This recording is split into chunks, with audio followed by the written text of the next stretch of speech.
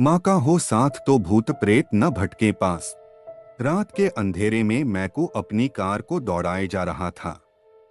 मैकू को खुद कार चलाना और दूर दूर की यात्राएं करना बहुत ही पसंद था।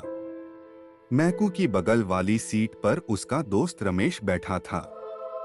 वे दोनों मुंबई से मैहर भगवती के दर्शन के लिए जा रहे थे।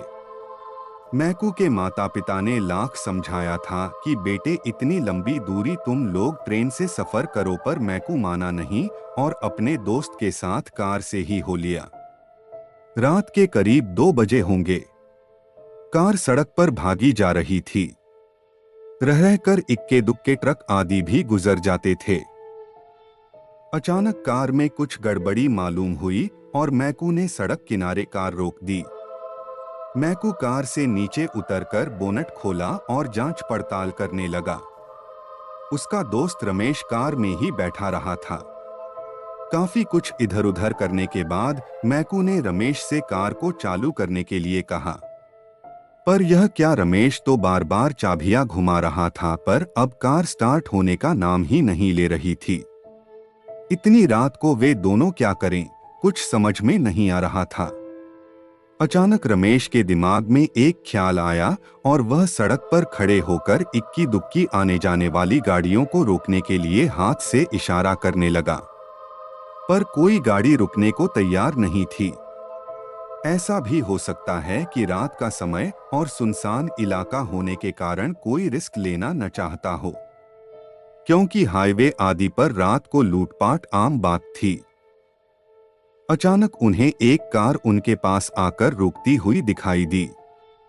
बाबा आदम के समय की कार लग रही थी, या यूं कहें जैसे किसी राजा महाराजा की कार हो। कार के रुकते ही मैकू भागकर उस कार के पास गया। उस कार में ड्राइवर के अलावा 3 लोग और बैठे थे। इन 3 में से एक महिला और एक किशोरी थी। मैकू ने कार में बैठे लोगों से कहना शुरू किया कि मेरी कार खराब हो गई है, कहीं अगर आसपास में कोई बस्ती हो या गैराज हो तो वहां तक उसे पहुंचा दिया जाए। उसकी बात को सुनते ही उस कार का ड्राइवर नीचे उतरा और अपनी कार की डिग्गी में से एक पतला वायर निकाला। मैकू कुछ समझ पाता तब तक वह ड्राइवर अपनी कार से मैकू की कार को बांध दिया था।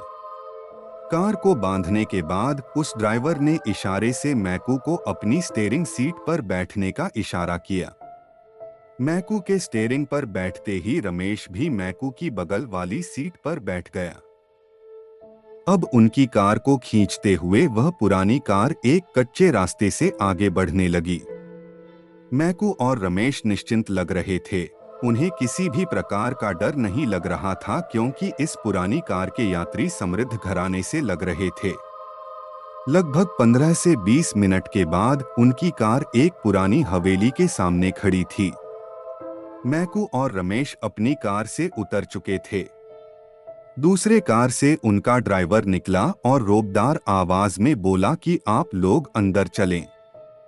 अभी मैकेनिक बुलाकर आपके कार को ठीक करा दिया जाएगा और उसके बाद आप लोग अपने रास्ते पर निकल जाएगा। मैकू और रमेश कुछ कहे बिना उस ड्राइवर के साथ उस पुरानी हवेली में प्रवेश कर गए।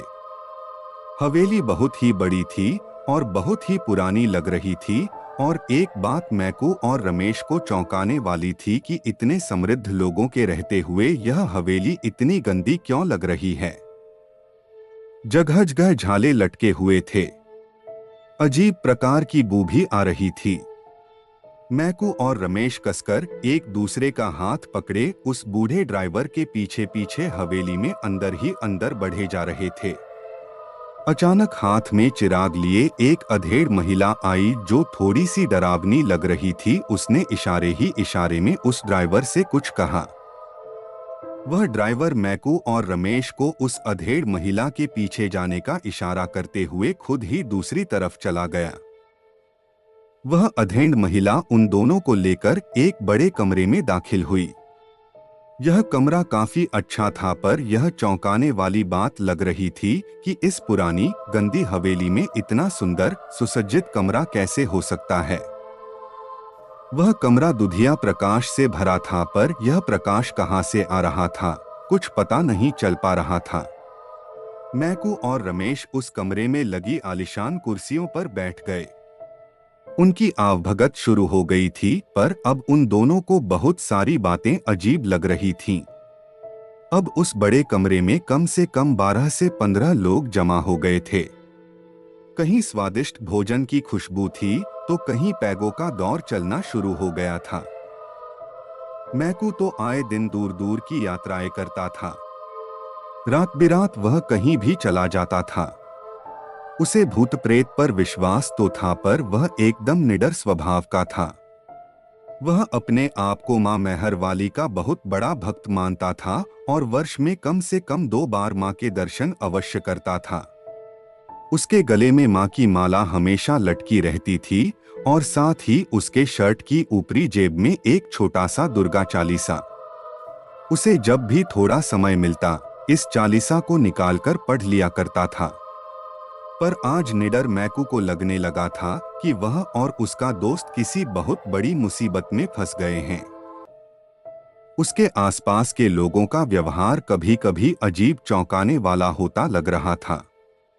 मैकू फिर भी डरा नहीं और हिम्मत से काम लिया। उसने अपने दोस्त को उठने का इशारा किया और पास में लगे एक सोफे पर बैठने का इशारा किया और इशारे में यह भी कहा कि तुम कसकर मेरा हाथ पकड़े रहना और डरना तो बिल्कुल नहीं। अच्छा, तो यह बात थी।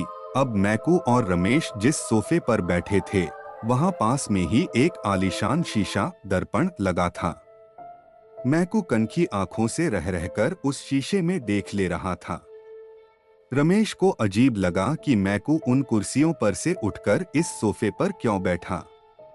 शायद मैकू रमेश के ज़हन में उठने वाली बात को समझ लिया था।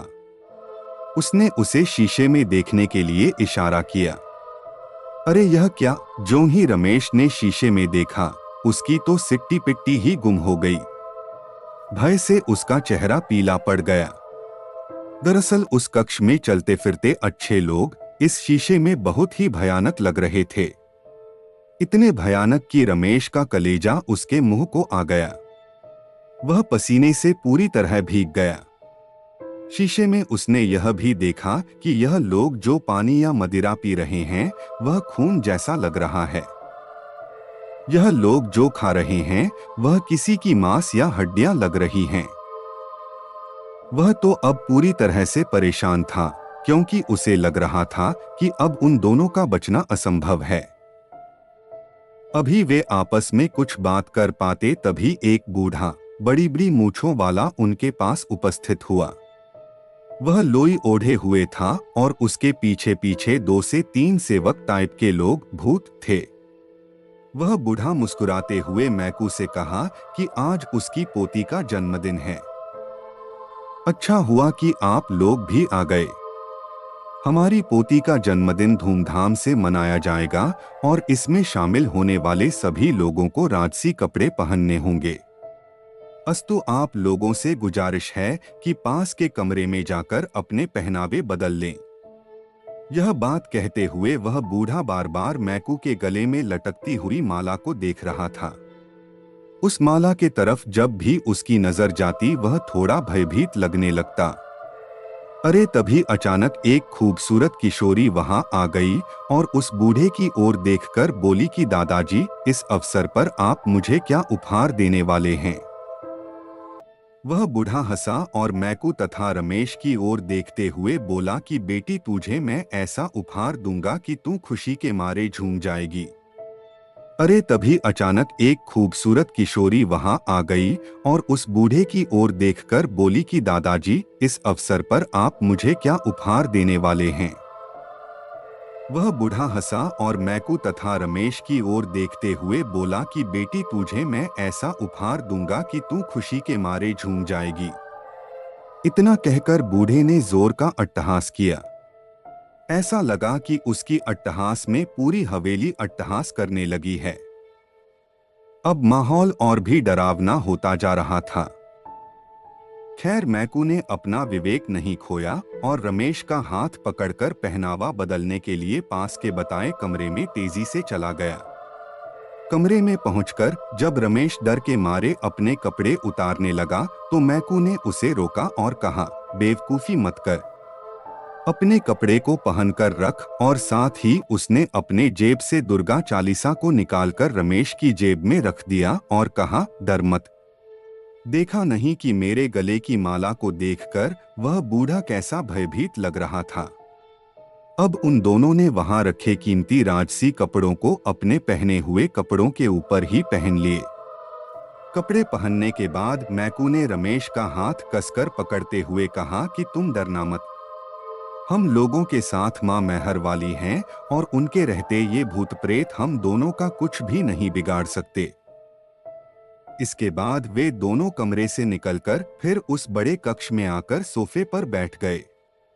देखते ही देखते पार्टी शुरू हो गई। उस बूढ़े की पोती किसी राजकुमारी से कम नहीं लग रही थी, पर उसी को शीशे में देखने पर वह एक महाकुरूप डरावनी साया के रूप में तब्दील हो जा रही थी। वह किशोरी प्रसन्न मन से मैकू के पास आई और उसके कंधे पर एक हाथ रख दी।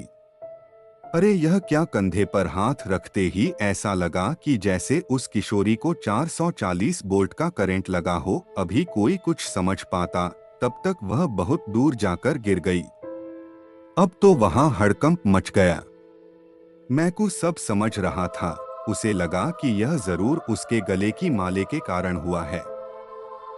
उस किशोरी के दूर गिरते ही कई भूत प्रेत उसे उठाने में लग गए, जबकि वह बूढ़ा दौड़कर मैकू के पास आया और थोड़ा तेज आवाज में पर डरते हुए बोला कि मैंने आपसे कहा था न कि आप अपने कपड़े उतारकर हमारे यहाँ के कपड़े पहने, पर आपने नहीं माना।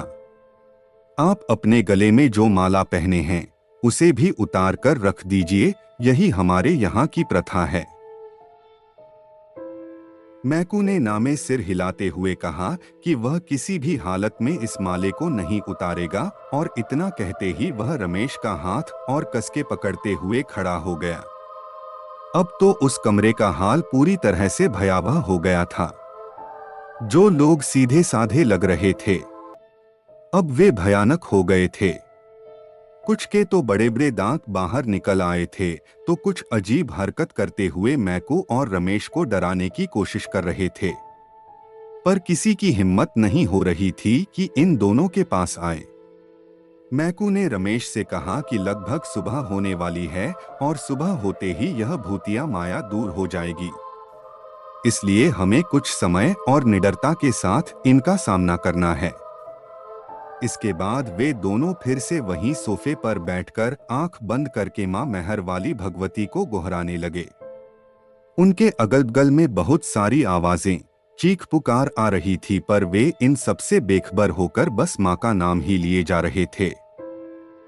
कुछ समय के बाद अचानक आवाजें आनी बंद हो गईं। मैकू और रमेश ने अब अपनी आंखें खोल दी। अब वहां इन दोनों के अलावा कोई नहीं था। अरे हवेली भी तो नहीं थी, तो क्या ये दोनों सपना देख रहे थे? खैर वे दोनों उठे और वहां से चलने को तैयार हुए। सुबह होने वाली थी और सूरज की आभा उस जंगल में धीरे धीरे फैलना शुरू हो गई थी। अचानक मैकू कार के पास गया और दरवाजा खोलकर बैठ गया। उसने कार को स्टार्ट की तो वह बिना देर किए चालू हो गई। अब उसके बगल में रमेश भी बैठ चुका था। वे जंगल से बाहर निकलकर एक कच्चे रास्ते पर हो लिए। कुछ दूर आगे चलने पर उन्हें एक चाय की टपरी दिखाई दी। मैकू ने वहीं अपनी कार रोक दी और कार से उतरकर उस टपरी में आ गया। टपरी में आते ही दुकानदार थोड़ा डर से मैकू की तरफ देखकर बोला, साहब आप लोग सुबह सुबह इस जंगल में से कहां से आ रहे हैं? कहीं आप लोग रात को ही नहीं? तो मैकू एक टूटी बेंच पर बैठते हुए अब तक की सारी घटना सुना दी।